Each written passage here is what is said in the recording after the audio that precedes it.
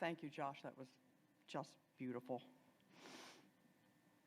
And now I will read from the Odyssey by Homer, the story of Sisyphus and the rock. Then I witnessed the torture of Sisyphus as he wrestled with a huge rock with both hands. Bracing himself and thrusting with his hands and feet, he pushed the boulder uphill to the top. But every time, as he was about to send it toppling over the crest, its sheer weight turned it back, and once again toward the plain the pitiless rock rolled down. So once more he had to wrestle with the thing and push it up, while the sweat poured from his limbs and the dust rose high above his head.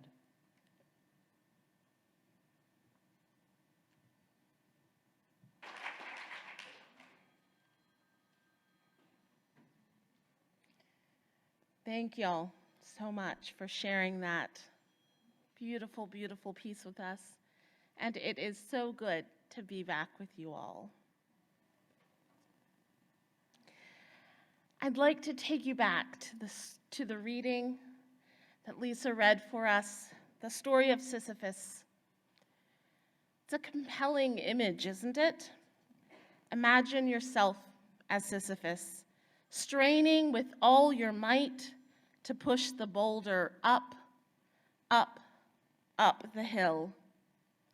And just as you get there, it rolls back down. Perhaps the first few times, it would seem exhausting, but doable. Even the first few hundred, you probably couldn't help but feel just a little surge of adrenaline as you got closer to the top. Maybe this time's the one where your hard work pays off, where the boulder would finally tip over the top just once. Even if you had to push it up the next hill, after long enough, that one brief shining moment of triumph would be such a balm.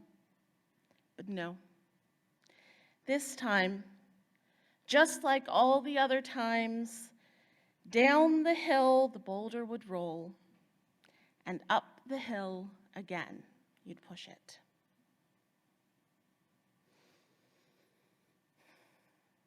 Kind of feels like we've lived that, doesn't it? Especially the past 2 years, and especially the past 2 days. Knowing that some injustice is coming does not take away the sting when it lands. And so we push the boulder up the hill again and again and again. But, you know, there's another place where we see that repetition over and over and over again. That's in science. Good science asks us to question, to study, to plan and test and observe, to analyze, and then to do it all over and over again. You know, the important difference is that for Sisyphus, nothing changes. He rolls the boulder up the hill, and then it rolls back down, and he starts over the exact same hill, the exact same boulder, the exact same work, with no progress. But to undertake the work of science, to undertake the scientific method, to undertake the work of justice, we have to commit not just to repetition of the exact same thing over and over with nothing changing, but our capacity for exhaustion. We have to commit to sometimes doing the same thing over and over, but to taking what we learn, to using it to make the next round better, to make the next journey better, to push the boulder up the hill, knowing a little bit more this time. Science and nature are so inextricably intertwined. For those who say, I love nature, but I can't get behind science, I know some of those people, and I love them, but I don't understand. To those who say the opposite, I need cold, hard science, but none of this wishy-washy nature stuff. Impossible to separate. I know them, I love them, but I don't understand that either. Because when you look at nature, you see also that repetition again and again. The wheel of the year goes around and around, and sometimes it feels like nothing ever changes, and yet. We are given the opportunity, sometimes it is a hard one, to repeat the cycle again. But you know, when I think about it, I think of it less like a wheel and more like a shell. We're not just going around and around and around over the same ground in the same way. A wheel is shaped a little bit like a boulder. Instead, we are traveling the spiral of a shell, the Fibonacci sequence that's repeated over and over in math and in nature. We have the opportunity to travel again, growing and growing as we go. The long arc of the universe can feel very long indeed when we are waiting on this side. But you know, I think of an oyster. I think of a tree. And in that moment of being the oyster or being the tree, it would feel endless, this work you do of building layer after layer after layer.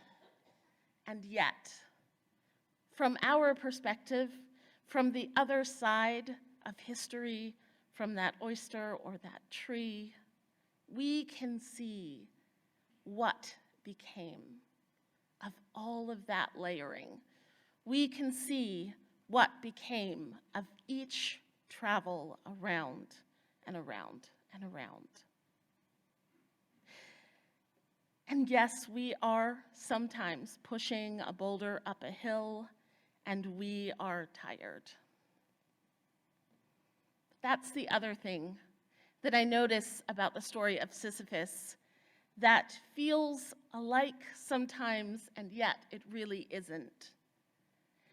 Because the punishment that Sisyphus had was to push that same boulder up that same hill on that same path again and again and again, all alone. He never had anyone to support him. He never had anyone to share the burden of that boulder.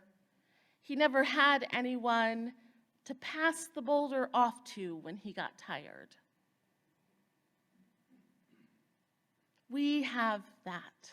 Yes, there's a very big boulder, and yes, there's a very big hill, and yes, we have each other, We have people who will do the work with us, who will push the boulder when we get tired,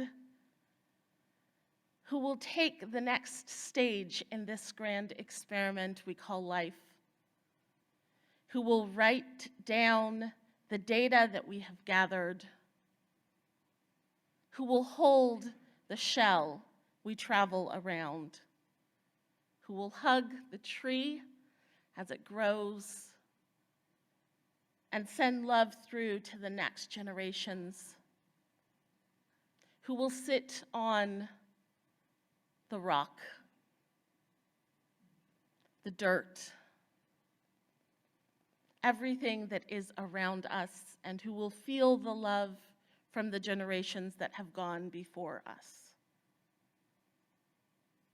When we look back through Unitarian Universalist history, we have weathered some dark days.